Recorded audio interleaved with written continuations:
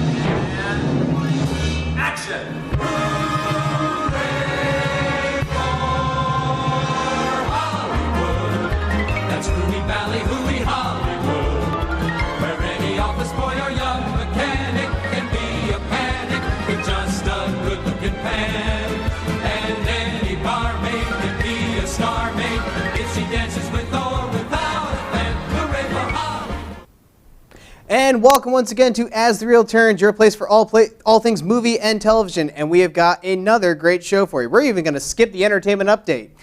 We are doing our summer of Star Trek, which means last time we did all the series from the original to Enterprise. But Star Trek is not just television, it is movies. And today we are talking about the Star Trek films.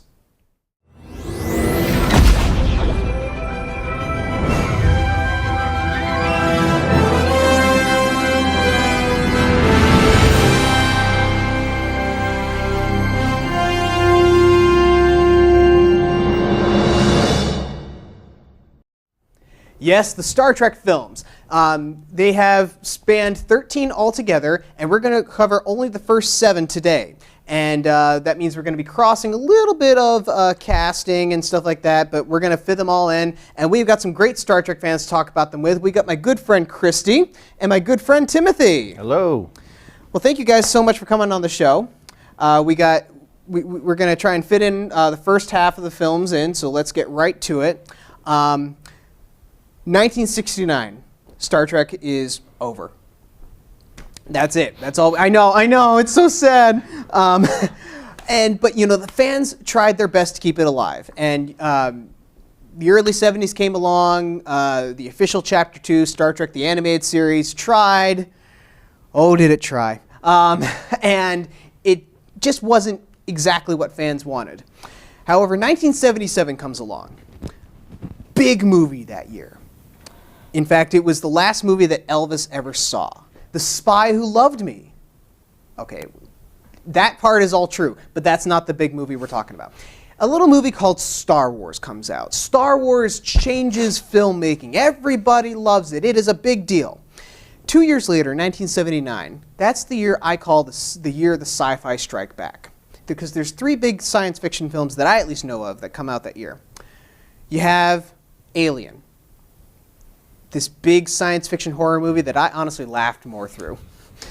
Moonraker, yeah, it's not technically a science fiction movie, but it was James Bond eventually going into space and cashing in on the craze. The third was the final thing that fans wanted. They got the cast back together, the entire cast, now on the big screen, live action, in something that wasn't the best. This was Star Trek, the motion picture. All right, so yes, Star Trek, the motion picture. We are back! And oh, did it not go so well. So here's what happened.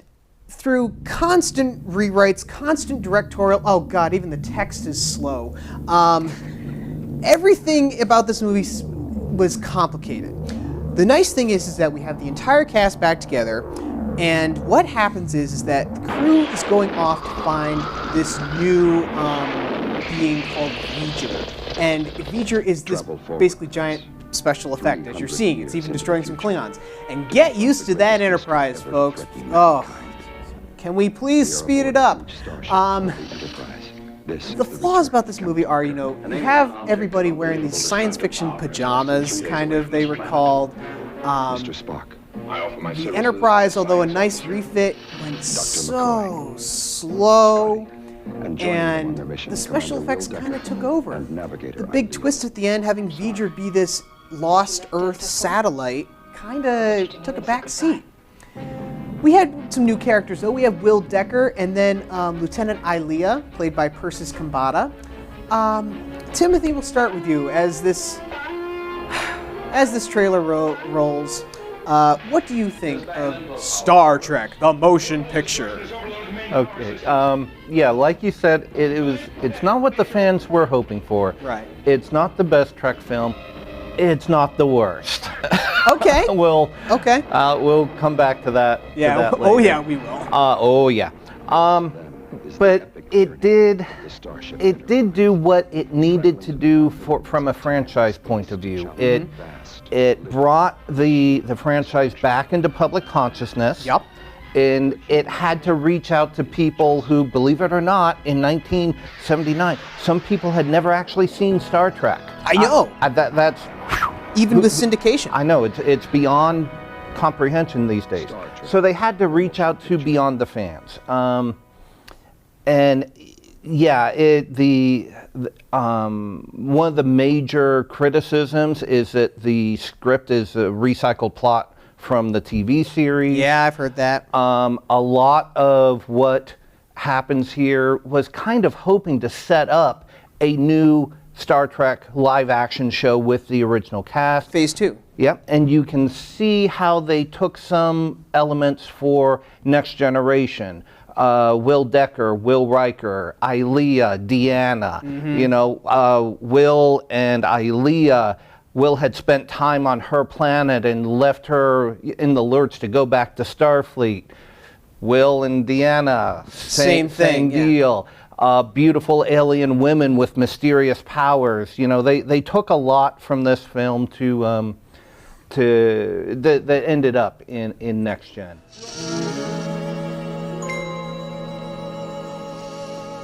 Lieutenant Ilea, reporting for duty, sir. Welcome aboard, Lieutenant. Hello, Ilea. Decker. I was stationed on the lieutenant's home planet some years ago. Commander Decker? Yes, our exec and science officer. Captain Kirk has the utmost confidence in me. And in you too, Lieutenant. My oath of celibacy is on record, Captain. May I assume my duties? By all means. Right. They also tried a little point that even a lot of the fans would have forgotten or didn't know, unless you've read the book. Read the book. Read the book. There's so much more in the books for all these films than what's on screen. But Will Decker is the son of Matt Decker from Doomsday Machine. Yes. And that's was meant, didn't come out in the final cut, but it was meant to be part of his tension with Kirk, is that Kirk was there when his father died, and my dad went mad, and now because of what my father did, you don't trust me. None of that came through in the final script. But here's the thing. There are some good things attached to this. Yes. Look at the names attached to it. Christy, you have like Robert Wise, who directed The Sound of Music and West Side Story. Persis Khambatta, I feel bad for her because she's known for this movie, but she could have been Octopussy in Roger Moore's Octopussy, which great Bond film. And then even Will Decker there, whose name I'm blanking on. I was going to ask you his name. Stephen Collins. Thank you. Yes. He had a TV series of his own. Yes. Seven. And Tales of the Gold Monkey. Oh, yes, of course. And unfortunately, he's had happenings recently, but we won't go into that. Christy, I don't want to dwell too much on. Nobody wants to dwell too much on motion picture. What are your thoughts on this movie? Where the frick do I even start? We'll keep it concise. All right. So here's the thing. I would honestly disagree with you a little bit. I honestly do think this is. That's fine. Daniel knows you don't. I'm an apologist. He's an apologist. I will say anything. Yeah, but anyway, so my biggest problems is that most of the movie is just reaction shots of just looking at just stardust, essentially. They're just looking at just stuff in space, and they're just going, it's like, okay, if I want to watch reaction, there's a million reaction videos on YouTube. You set up a mirror in front of you, there's your reaction. Yeah, exactly. There's that. She's already aboard and en route to the bridge, sir. Spotted. A probe from that vessel, Captain. Plasma energy combination. Voyage.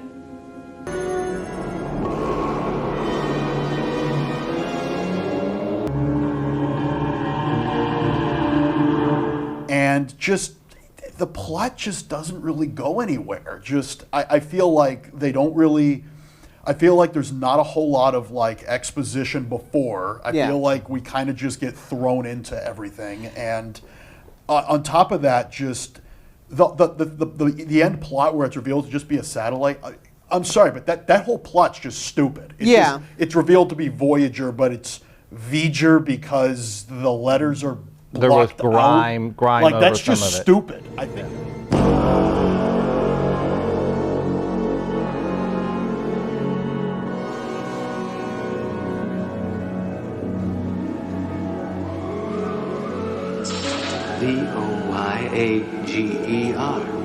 Voyager. Voyager. Voyager 6. NASA. National Aeronautics and Space Administration. Jim. This was launched more than 300 years ago. I think that's just ridiculous. The only two positives that I can say from this movie are they actually gave us the real Klingons. They actually gave us the real, like, they don't give us because the original didn't have the budget for it. So, now that the budgetary constraints are gone. That was one positive. And the other was the main theme is just, pardon my French, but it's kick-ass. It's such a great theme, and it's set up for the next generation. It was, in my opinion, that song is better than the Next Generation theme. Fair enough.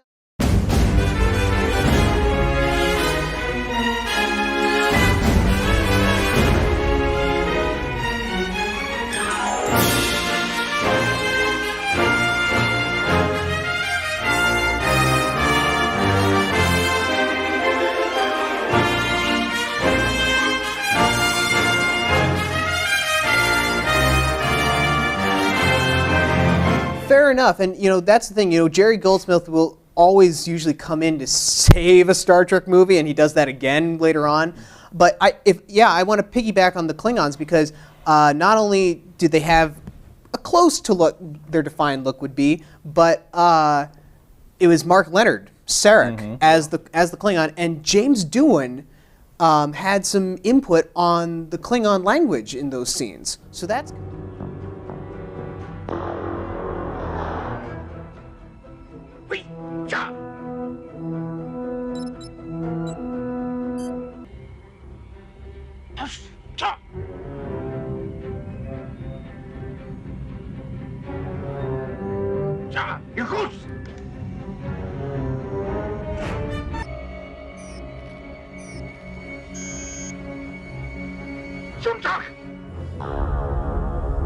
So that's kind of cool. They don't get around to explaining the difference for 4 series. Yeah. But see, that's the thing. Motion picture was very contained. It was, the Star Trek fans didn't care if it was bad because it was everyone's family back on the big screen now. And it was very contained for them. Everybody can enjoy it, but there has to be something else for the general audience. And also remember, like you said, 1979, anyone born in the 21st century is spoiled. These special effects look very dated and hackneyed today, but at the time, they were state of the art. Sure. They were brilliant, and yes, the part with Spock examining Voyager goes on far too long.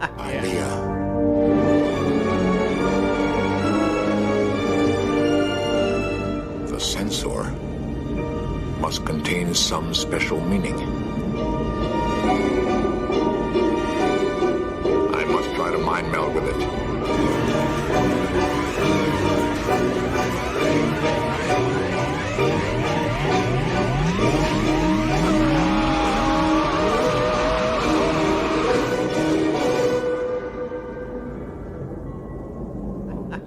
But it's lovely to look at. And yeah, in the late 70s and early 80s, sci-fi was just starting to come into its own, but the studio still had this mindset, all you need to do is put some flashy special effects up there and, maybe write a script around it. Yeah.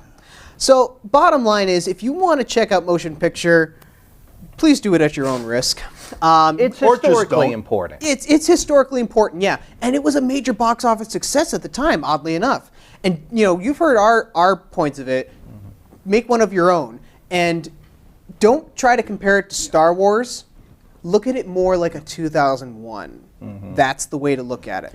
But let's, Another thing I will say is I'm going to disagree again. In my personal in my personal opinion, you could eliminate the motion picture completely from your Star Trek movie watch list and you wouldn't be confused at all. In my opinion. I see your point. As far as plot lines and story and what have you, yes, absolutely. As a piece of motion picture history, or cultural, as a cultural touchstone, I'm saying it's important. Yeah, there are more important things out there. But yeah, as far as the script goes, yes. And we'll come back when we talk about another bad film where I will agree with that statement 100%. And we will get to that movie. We will get to that, I promise. Science Officer Spock. Reporting as ordered, Captain. Please sit down. Spock, you haven't changed a bit. You're just as warm and sociable as ever. Sit down. If you are referring to the Kolinar, Doctor, you are correct. Will you please sit down?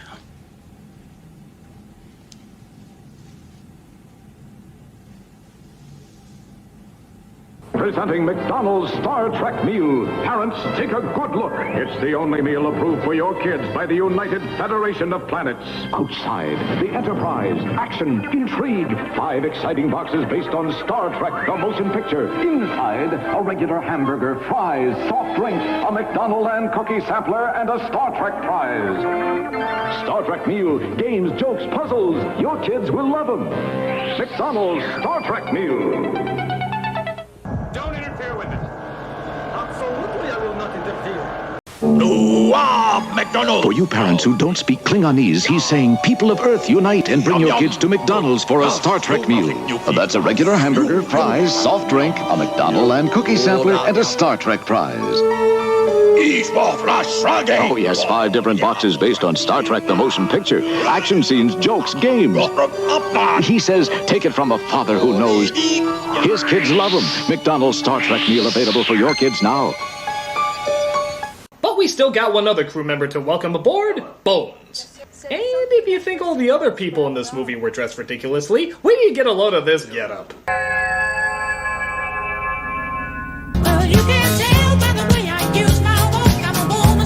Well, for a man who swore he'd never return to the Starfleet. Just a moment, Captain, sir. They drafted me. Bones is a thing out there. Why is any object we don't understand always called a thing? Why can't it be called a who's-its or a what's-its? McDonald's Starlog. These are the vehicles of McDonald's Star Trek meal.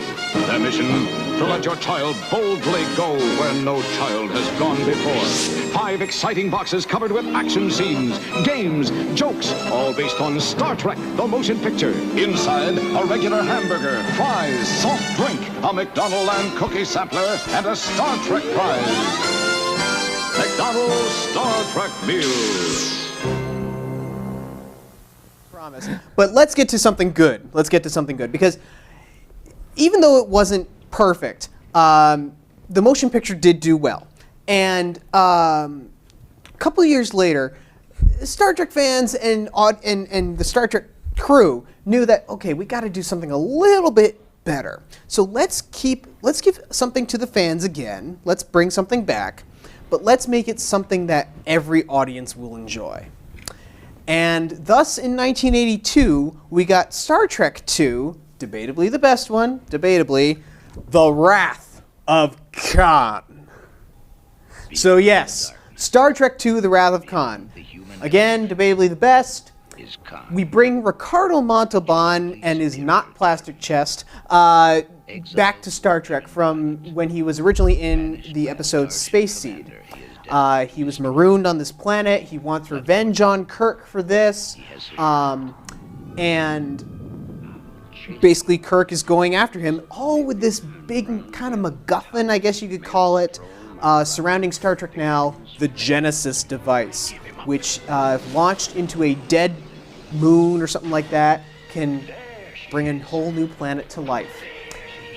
Okay, gentlemen, we all know Star Trek II, The Wrath of Khan. Everybody may actually know what Star Trek II, The Wrath of Khan is. There are so many memorable moments. We have the cast in these really nice red outfits now.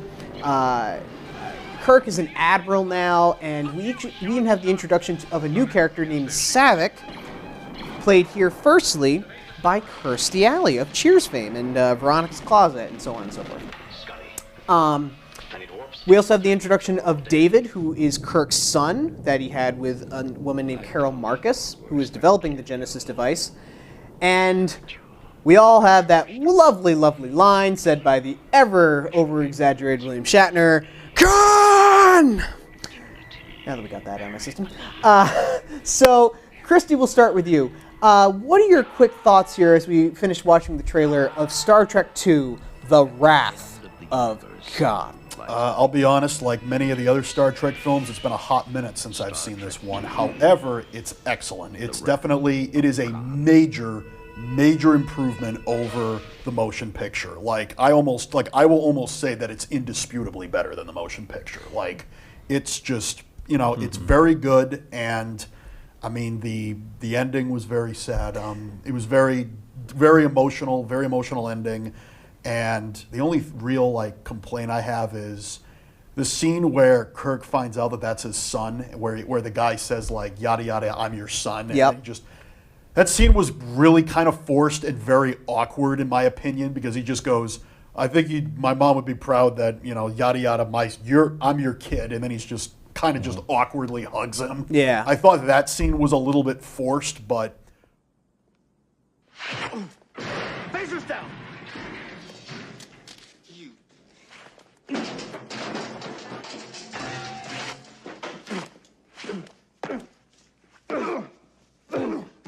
Where's Dr. Marcus? I'm Dr. Marcus. Jim!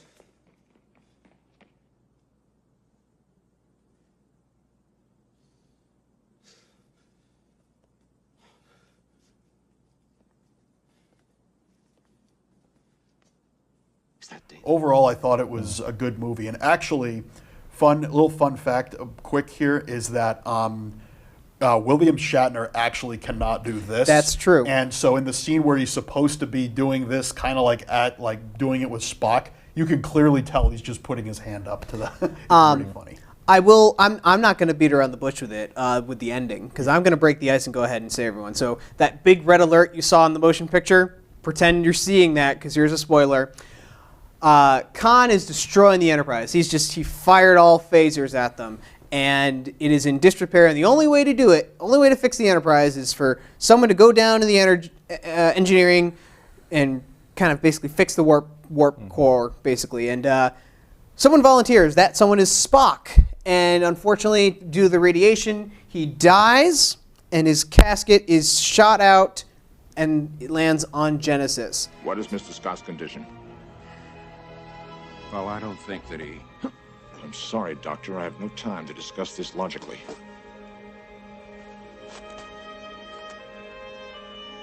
Remember.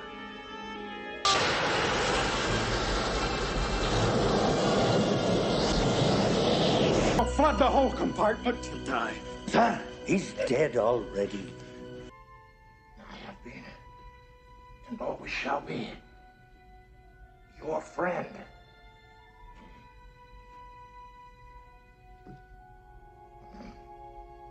Live long and prosper. No. Of all the souls I have encountered in my travels, his was the most human. Others. Hup.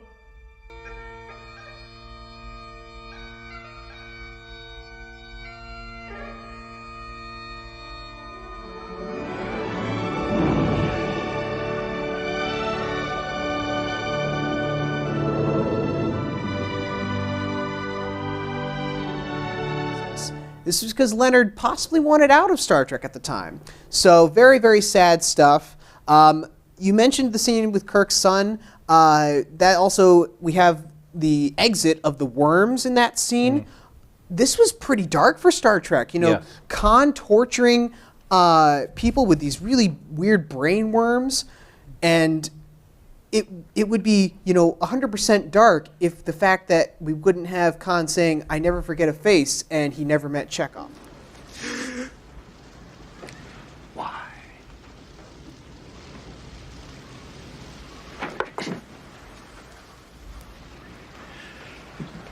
Allow me to introduce you to SETI Alpha 5's only remaining indigenous life form.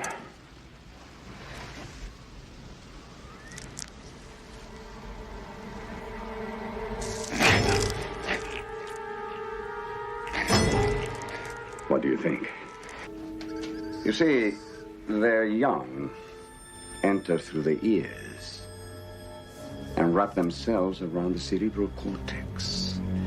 This has the effect of rendering the victim extremely susceptible to suggestion. Captain Kirk was only doing his duty. No.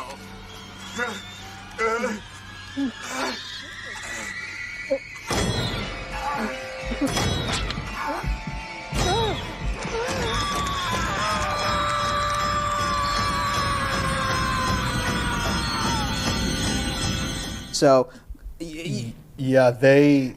I don't want to dwell on that, but they explained that kind of. They really explained it very poorly. Like behind the scenes, they said that because Chekhov wasn't in the first season. Exactly. They explain it that off screen, Khan needed to use the bathroom, and Chekhov walked out of the bathroom as he was walking in, and that's how he knows. Oh, that makes perfect sense. That's like A better explanation I've heard is there is a scene in Space Seed where Khan's going through the library, including the Enterprise's technical specs. So he could have seen Chekhov's personnel file. Yeah. So. But Timothy, all that being said, what are your quick thoughts here on Star Trek II? Definitely, as you said, arguably one of the best films in the franchise. Arguably best of the entire expanded movie franchise. Okay. Ricardo Montalban comes back to do Khan. Again, yes, I'm a bibliophile, but there is so much more in the books. I think the author for the book on this one was Vonda McIntyre, I think, and was taken from the script. There are things in the book like, yes, Khan is clearly bat crazy in this. Sure. But you find out in the book he's not wrong. Starfleet did deliberately bury and strip all records that he was on SETI Alpha 5, which is why the Grissom didn't know he was there. It had been purged. Yes, Chekhov should have remembered, but it's been how many years, and their censors were saying there's nothing here. It was some Russian invention. He doesn't care. Exactly. But as far as the movie itself, as you well know, Kim Cattrall was supposed to play Saavik, but she wasn't available. So we get Kirstie Alley. Stand by. Project parabolic course to avoid entering neutral zone. Aye, Captain. A no-win situation is a possibility every commander may face. Has that never occurred to you? No, sir. It is not. How we deal with death is at least as important as how we deal with life, wouldn't you say? As I indicated, Admiral, that thought had not occurred to me.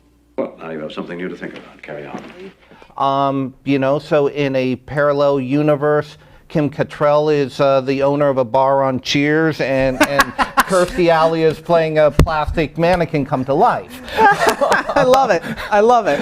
But Kirstie did a great job with the role, propelled her to stardom. Yep. Between, and you've heard me say before, between Montalban and Shatner, by the time they were ready to wrap up, they didn't have to strike the sets, because between the two of them, they had chewed it all up. Exactly, and they were never on set together. No. They were never on set together. Yeah.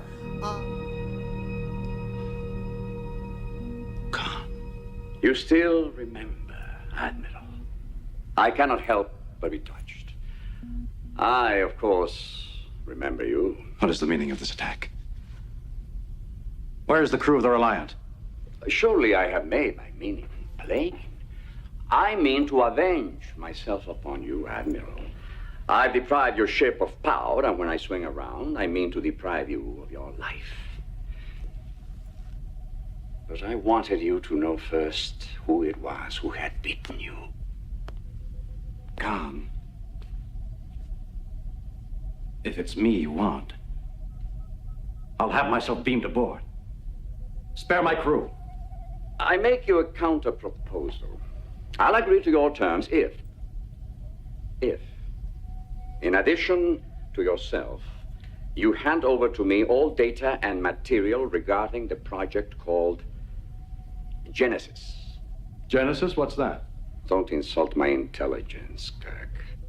Give me some time to recall the data on our computers. But I will say the film also touches on the age factor, which now the oldest cast member, at least to my young eyes at the time when I first saw this movie, was like, okay, DeForest is clearly the oldest. Possibly Jimmy Doohan. Possibly but Jimmy one Doohan. of the two of them. One of the two, but but in the broad spectrum, they're not fantastically old people. No, of course not. No. And so it was an interesting topic to touch on in this, and we have Kirk's birthday and stuff like that. Oh, by the way, thank you for this. I know of your fondness for antiques. It was the best of times. It was the worst of times. Message, Spock? None that I'm conscious of. Except, of course, happy birthday. Surely the best of times. Happy birthday, Jim.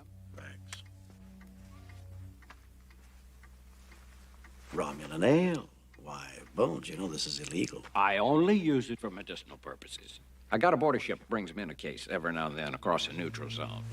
Now, don't be a prig. 2283. Yeah, well, it takes this stuff a while to ferment. Here, give me. Now, you open this one. I'm almost afraid to. What is it? Klingon aphrodisiacs? No. Bones. This is charming. For most patients your age, I usually recommend Retinox 5. I'm allergic to retinox. Exactly. Cheers. Cheers. But yeah, no, this was such an improvement over the motion picture, and it was kind of like the episode Balance of Terror. It was kind of like a submarine chase, sort of, because Khan steals the Reliant, and it's the constant chase, especially when they go through the nebula. Yep. It's Z-minus 10,000 meters. Stand by photon torpedoes.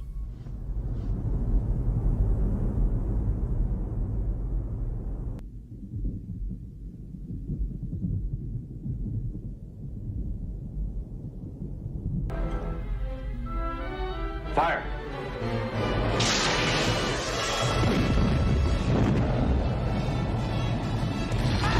Fire!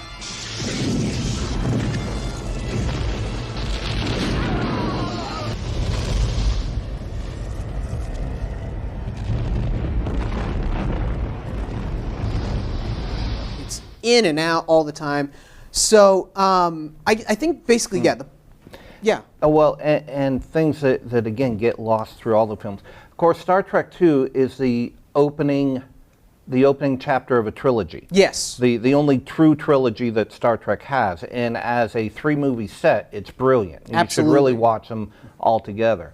But the random ensign Peter Preston, who Scotty gets so upset about, that's Scotty's nephew. Yeah. And Scotty had promised his sister he'd look after him. Peter stayed at his station.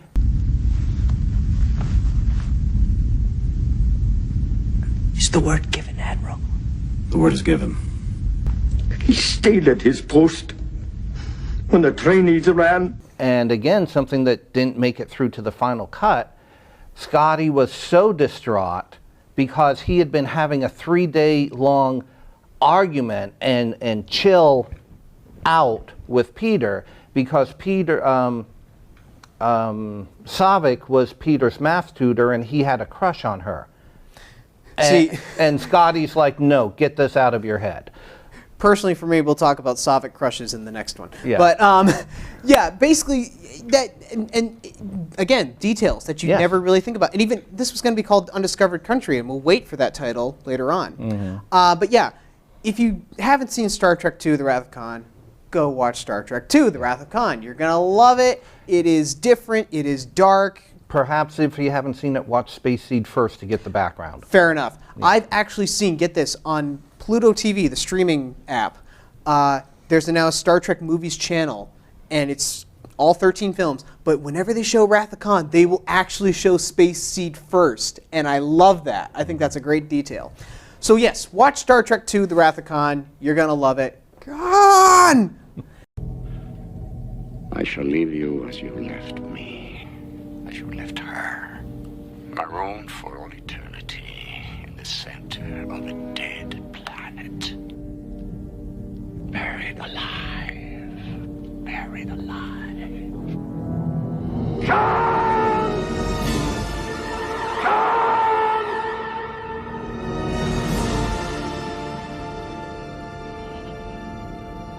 Anyway, here we are now. We've had this big Star Trek film, but Spock's dead. What are we going to do? Well, Leonard is out of the on-camera page, but he's not off of the off-camera page. Leonard says, "How about if I direct the next film?" Also, because it was in contracts between him and Bill. And they say, okay. And, we always talk about how Shatner's ego is huge. Talk about Nimoy's ego. He directed a film with his character's name in it. Come on. Thus, we got the third film, the second in the trilogy, Star Trek III, The Search for Spock. Or, if you really want to get Shatner in there, The Search for Spock. Anyway, so the Star Trek III: The Search for Spock. This is a nice, I call it mellow film. Nothing huge, nothing bombastic, but it's mellow. What's going on here? Kirk and crew are basically saying, we got to go save Spock, because Sarek, Spock's father, says only his body's gone. His mind, his soul, his katras, as they call it, still alive, which has been conveniently placed in Dr. McCoy. So Kirk and crew go off, and they run into some Klingons, some really good Klingons, played by Doc Brown himself, Reverend Jim, Christopher Lloyd, who I really think does a fantastic job in that. And as you saw, although we do save Spock, again, we have a terrible loss here, folks. We lose the Enterprise. It's like losing a crew member, sort of. It was so sad, and it was the only way to save themselves and get rid of the Klingons.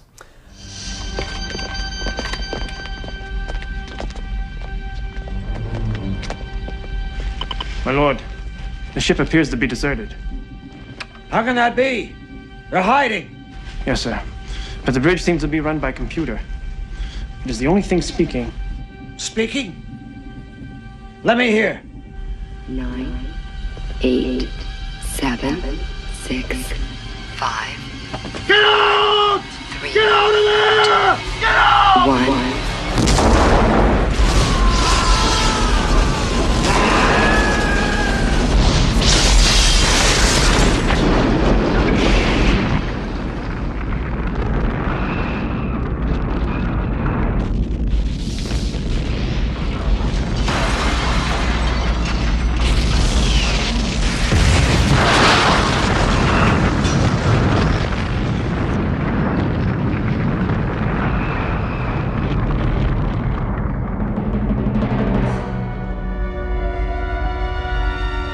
But Star Trek III: The Search for Spock. It's like I said, it's nothing big, but the ever popular trope is the odd-numbered Star Trek movies are not as good as the even-numbered Star Trek movies.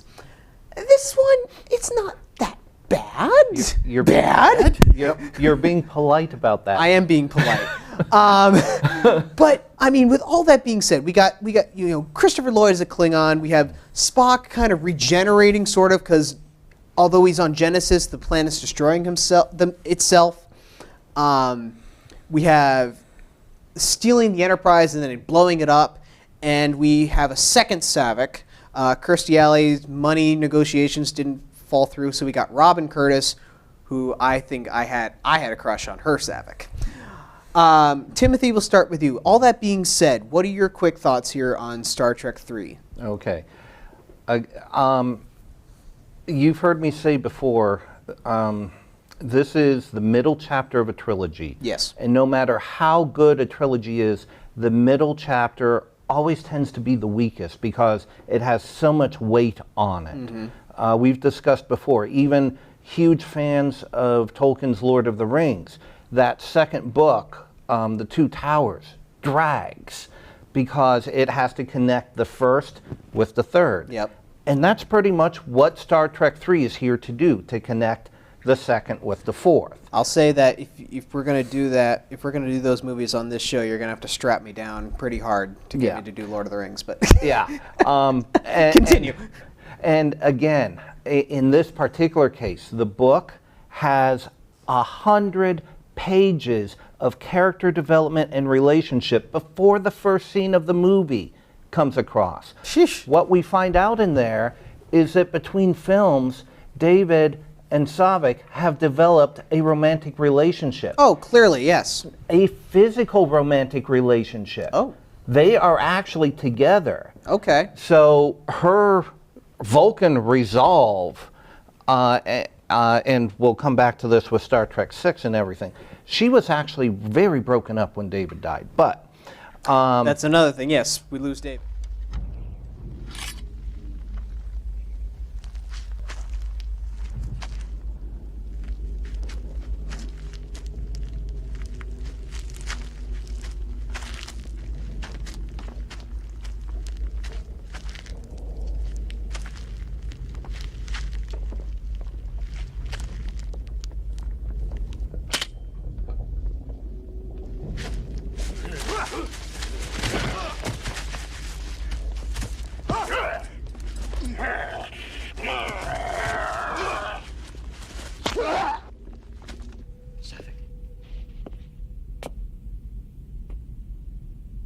David? Admiral, David is dead. It's David. Yes, we lose David. We lose David. Like you said, yeah, but that's the major thing. But like you said, with the Enterprise being destroyed, more than David dying, I think for myself, even more than Spock dying, watching the Enterprise crumble and explode, and the whole time it's like, this is Kirk. He's going to pull something out. He always saves the ship. And just that fireball coming through, and perhaps, maybe not quite, but perhaps almost as dramatic as Spock's death in the previous one, is the crews on the ship watching this fireball that used to be the Enterprise. And Kirk's line is, my God, Bones, what have I done? Yeah, what you had to do, what you always do.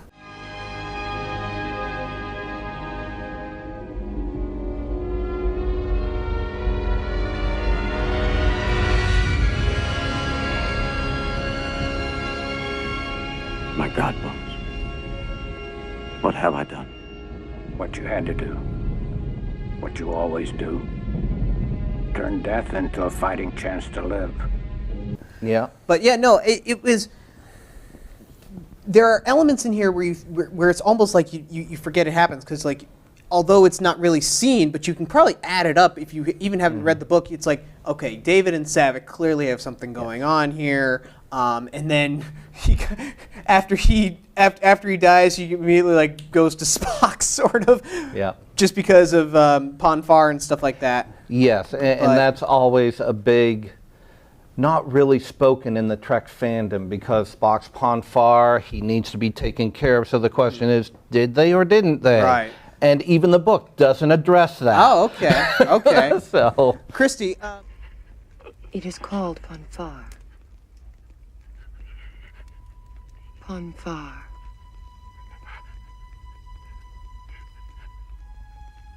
Tuangitu Tsarafel.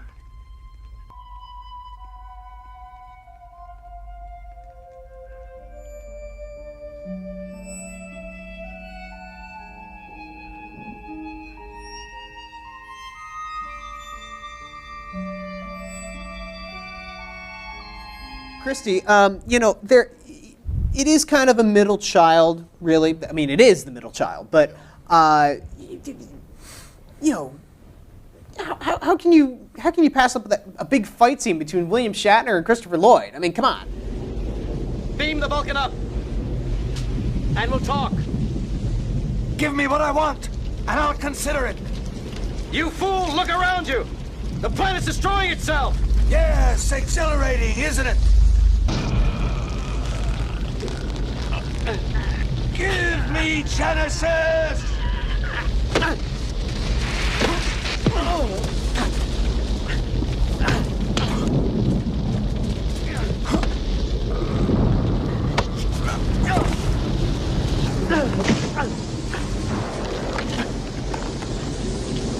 I have had enough of you!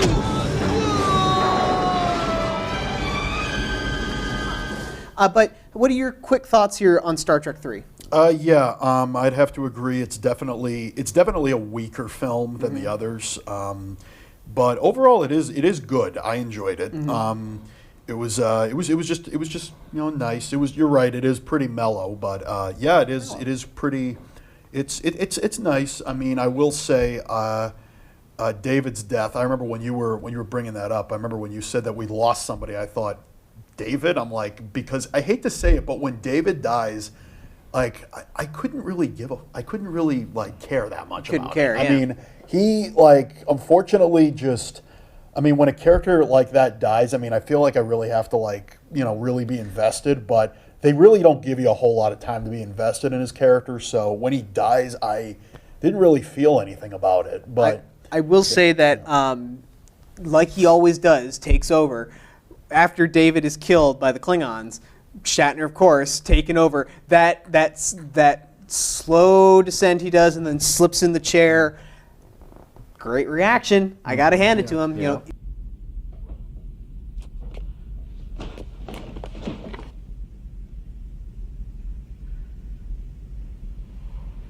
Klingon messenger killed my son. Oh. Klingon messenger killed my son.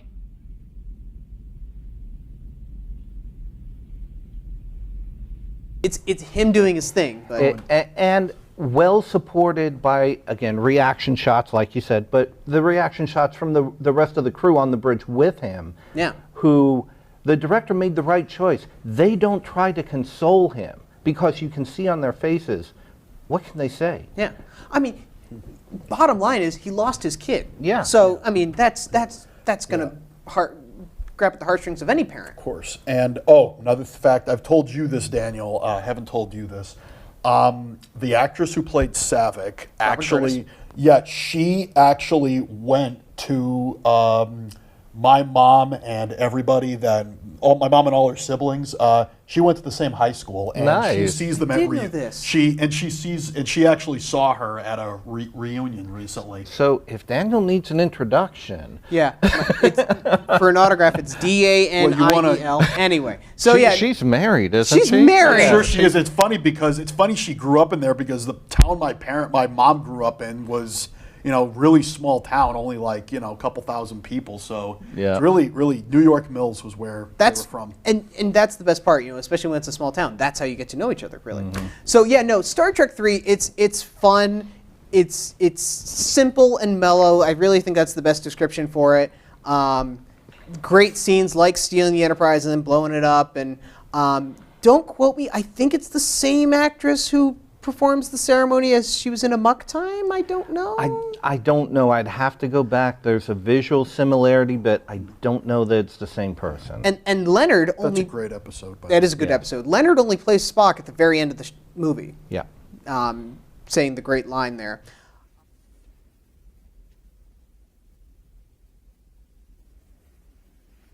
Jim. Your name is Jim. Yes.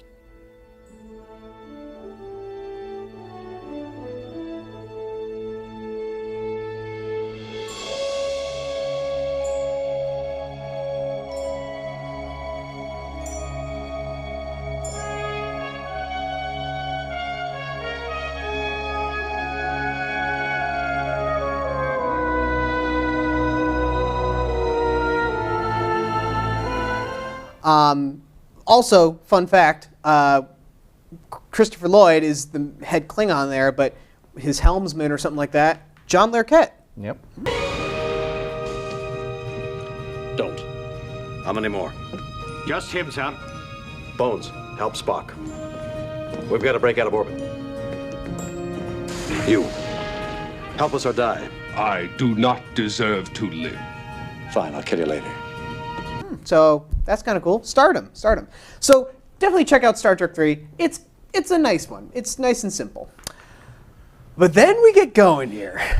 So Leonard did such a good job there with Star Trek 3. They said, how about you do Star Trek 4? Okay, fine. And there's a great commercial, and it's the extended bit of it, if you can find it. He said, well, after we've gone, he's talking with Shatner, after we've gone through life, death, and resurrection, we should have some fun a little bit. And do they have fun? 1986, this was 1984, now it's 1986. We get, again, deliberately the best. I like to think so. One of my personal favorites, Star Trek IV, The Voyage Home. I love Star Trek IV, The Voyage Home. It is so good. Anyway, what makes it so good? Maybe because there's no bad guy in this one. There's no head villain. What happens is there's this mysterious probe that comes to Earth. It's disrupting all the weather patterns, hitting the waters. Kirk and crew are on Vulcan, obviously after what happened in Star Trek 3. And they're going back home. However, they get the notice that Earth's not so good right now. They find out what's going on. The only way to kick this probe out of our airspace, basically, is humpback whales. Huh? There are no humpback whales in the 23rd century. Well, what do? You time travel back to 1986 and take some humpback whales with you. Why the heck not? Oh, and then let hilarity ensue, as we are seeing here. You don't even have to know anything that's going on. You just watch this and it's like, oh my gosh. This is so good. It is so funny. It is so brilliant. Time travel is nothing new for Star Trek, but taking this into such a big scale was so well done. Oh, the punk on the bus. I love him. We'll see him again. We will see. Yes, we will. All right, Christy, we'll start with you first. I love Star Trek 4. And half the time, if you say, you know the Star Trek movie, the one with the whales, they know what you're talking about. But what are your quick thoughts here as we watch the trailer for Star Trek 4, The Voyage Home? Please be This kind. has got to be probably... This is a very stupid plot. Oh, come on. I will say, it is a good kind of stupid, though. Okay. It is a good... This movie is honestly pretty stupid, and it is stupid to a lot of people. I've met a lot of people who are like, this is a ridiculous plot. But I dig it, and honestly, and I actually went to the Monterey Aquarium where they shot it. I actually went there. It's a pretty nice aquarium. That's nice. I like that. Yeah, the scene of Kirk just being like, when he sees Spock swimming in the that scene is so funny, and then when one of the people just casually, oh, is that what the man in there is doing? In the ocean, the other whales will pick up the song and pass it on. The songs change every year, and we still don't know what purpose they serve. Are they some kind of navigational signal? Could they be part of the mating ritual? Or is it pure communication beyond our comprehension? Frankly, we just don't know yet. Maybe he's singing to that man. What was it, swimming? How did he get in there? What the hell? If we were to assume that these whales are ours to do with as we please, we would be as guilty as those who caused their extinction. Okay. I don't know what this is all about. But I want you guys out of here right now, or I call the cops. I assure you that won't be necessary. We're only trying to help. The hell you were, Buster. Your friend was messing up my tanks and messing up my whales. They like you very much, but they are not the hell your whales. I suppose they've told you that, huh? The hell they did. That movie, it's very funny. I will say the plot is a little bit stupid, but it is very funny. It's fun for the family, and I don't understand why Savick didn't have a bigger role in this. They kind of just throw her in the beginning as a cameo, and then they just move on. I mean, that's understandably, and I know you're going to have a point for that. But I will say, you got to think of the time. This was the mid '80s, and one of the big campaigns was Save the Whales, and why not take that and roll with it? Because Nimoy, who not only directed but did the story also for this one, must have seen that and said, "Hey, we can work with that." So they never actually drop a house on you. They dig up a small sequoia tree and club you with it. But it's not preachy or anything, which is Star Trek. They've never been preachy for never. No. Never. But this is preachy as in we're gonna do this, but we're gonna have so much fun it gets kind of hidden underneath. Yeah. But yeah, no. I mean, I understand the Savick part of it. I'm kind of bummed about that, but. Good day, Captain Spock. May your journey be free of incident. Live long and prosper, Lieutenant. I want to talk about another lady in this who is Gillian Taylor, played by Catherine Hicks. Great job in that. Nice to see Kirk having a love interest again. We haven't seen him do that in a while. Why don't you tell me when those whales are leaving? Who are you? Who do you think I am? Don't tell me. You're from outer space. No, I'm from Iowa. I only work in outer space. Oh, well, I was close. I mean, I knew outer space was going to come into this sooner or later. The truth? Oh, I'm all ears.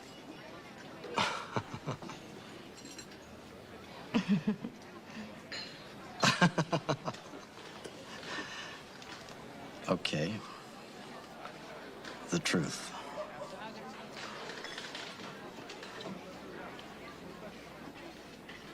I am from what on your calendar would be the late 23rd century. I've come back in time to bring 2 humpback whales with me in an attempt to repopulate the species. Well, why didn't you just say so? I mean, why all the coy disguises? Want the details? Oh, I wouldn't miss this for all the tea in China. Scotty, beam me up. Surprise!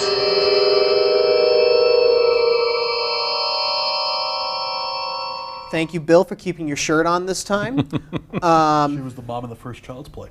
Oh, there yeah, you okay. go. Yeah. And in the end, we do bring her back. She kind of sneaks aboard the stolen Klingon vessel now. And my only complaint, I have 2 complaints in this movie. One is that we never hear from her again. I agree. Her last words are, "See you around the galaxy." She's gone. And then I know Leonard likes to be artsy. I thought his time travel bit went on a little too much. But I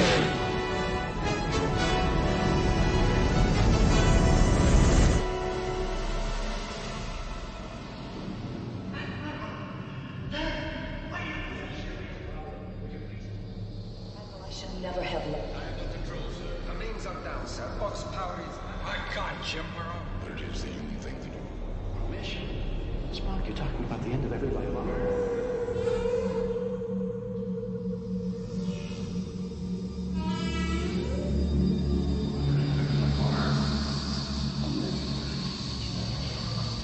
But Timothy, what are your quick thoughts here on the voyage home? Yeah, it makes a very nice wrap up to the trilogy. Yes. It finishes the storyline that began in Star Trek II, and yeah, the plot, yeah, probably is a little bit stretched, a little bit hard to get into. Yep. But like you were saying, and like Nimoy said, it's fun. It's fun. And the brilliant thing, the nice deft touch that Nimoy had with the film is that the humor all arises naturally. Yes. The situations logically progress. Yet now, if you just say, you know, oh, this scene is what's going to happen, out of context, it's like, no, that's silly. That would never happen. But it logically progresses, and the humor logically flows out, and that's what he gets right. A film like this, you can have humor, just don't try to be funny. Just let it happen. Yeah. I mean, yeah, I totally agree with you. I mean, putting all the Star Trek characters just in like modern day time, like honestly, it's always comedy gold. Like.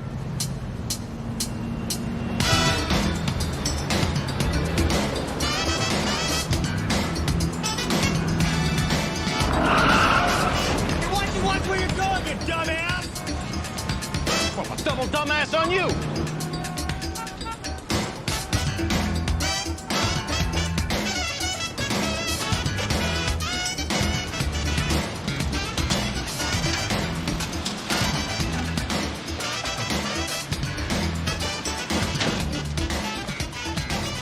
It's a miracle these people ever got out of the 20th century. They're still using money. We gotta find something. Spot, the rest of you stay here. And the rest of you break up. You look like a cadet review.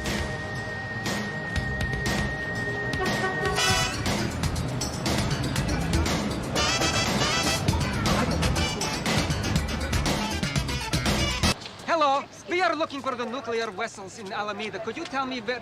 Can you help us? Please, we're looking for the naval base in Alameda. Could you tell me where the nuclear vessels are? Ooh, I don't know if I know the answer to that. I think it's across the bay, in Alameda. That's what I said, Alameda. I know that. But where is Alameda? Like City on the Edge of Forever, that's a more serious episode. But even then, when the cop, if you guys remember when the cop confronts him, they're trying to explain why Spock has his ears. Yes. The rice picker. Yes. And yeah, we should have seen more of Jillian. I think what Daniel was referring to earlier is why Saavik isn't in it more. It's not official. It's not in anything anywhere. But because of the whole Ponfar did they or didn't they, there's a theory out there that maybe Saavik was pregnant. Yeah. And she stayed behind on that reason. Now, a better technical reason is that originally there were going to be more scenes. Sulu was going to run into his grandfather or great-grandfather as a child. The child actor didn't work out. Eddie Murphy was supposed to have several scenes in here. They decided they didn't need him. I'm spitballing here. I'm probably completely wrong. But it's possible that with everything they had planned, they said, oh, sorry, we just can't afford you for more than 1 or 2 scenes. But we did get Amanda, Spock's mother, back, which was nice. How do you feel? I do not understand the question. What is it, Spock? I do not understand the question, Mother. Well, you're half human. The computer knows that. The question is irrelevant. Humans make illogical decisions. They do indeed. For kind of the same amount of time that Saavik was there, but that's okay. But no, I mean, there are so many good moments that, we could spend a whole show just on this movie. Yes. But, I mean, even the punk on the bus, who I will mention real quick, was associate producer Kirk Thatcher. And the I Hate You song that's playing, he wrote and recorded that himself. So that's kind of cool. The sins of all our fathers being dumped on us, the Sahans. The only choice we're given is how many megatons. Excuse me. Do you mind stopping that damn noise? And I hope you're blue too. We're all bloody worthless.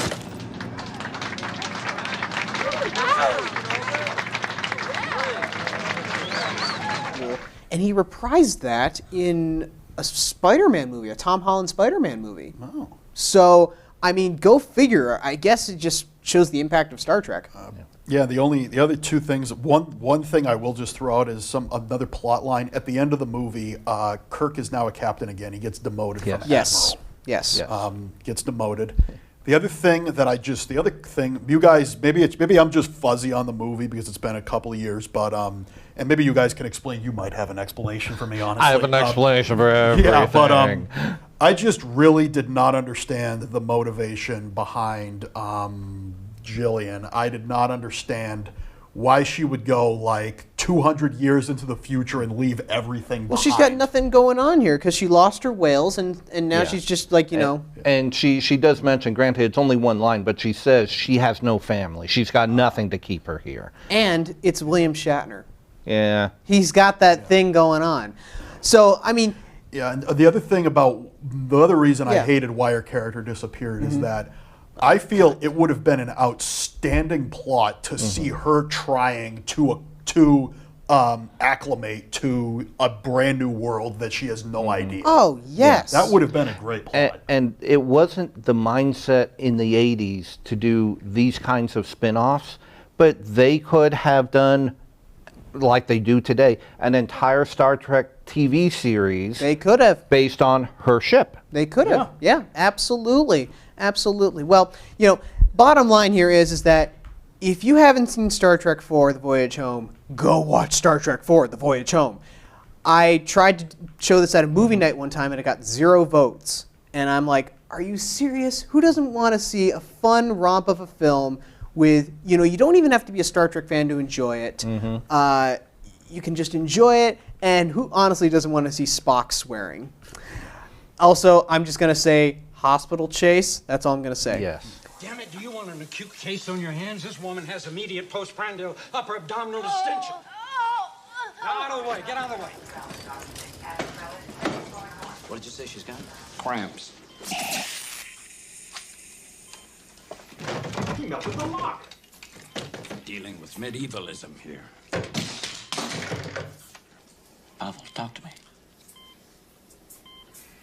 Name, rank. Chekhov. Pavel. Rank. Admiral. Hold it!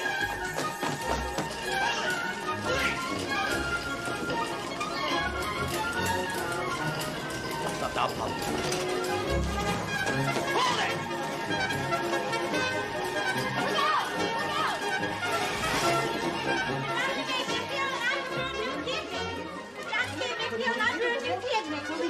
Fully functional.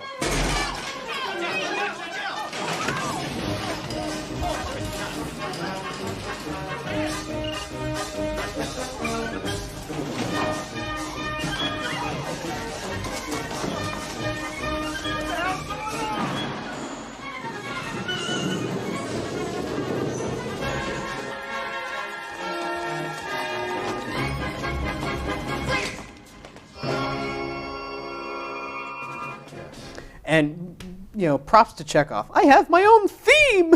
Yes. I love Walter's reaction.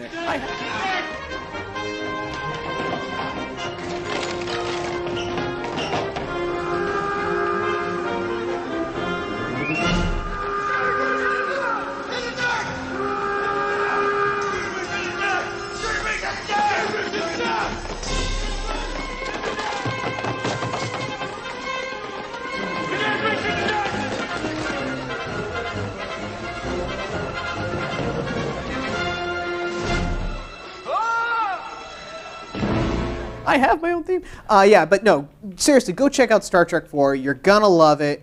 It's a great one, absolutely. Ready to engage voice? Yeah. Action. And then we'll get this right. Admiral, I am receiving hailstorms. You've programmed all that from memory? I have. Angels and ministers of mercy, God help us all to get this scene. All right, Mr. Sulu. Let's see what she can do. Aye, sir.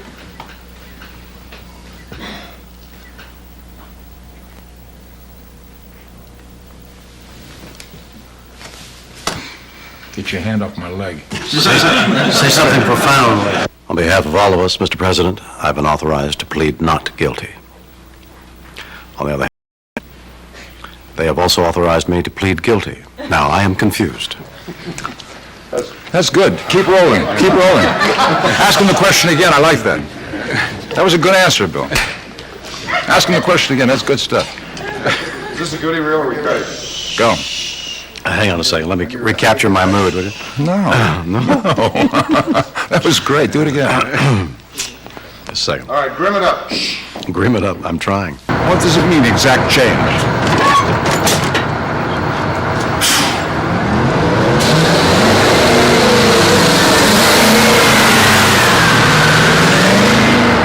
What the answer to how to fix these things and make these things work correctly in this your native land? You're not from here? I'm from here, but I don't go here. You don't come here often. I like this place, but I don't come here. I can tell because you don't know how to use the buses either. What does it mean, exact change? I'm trying to think of a good answer, but the film is going to the camera and it's giving me a sense of anxiety. Guess, Spock. Your best guess. Guessing is not in my nature, Doctor. Well, nobody's perfect.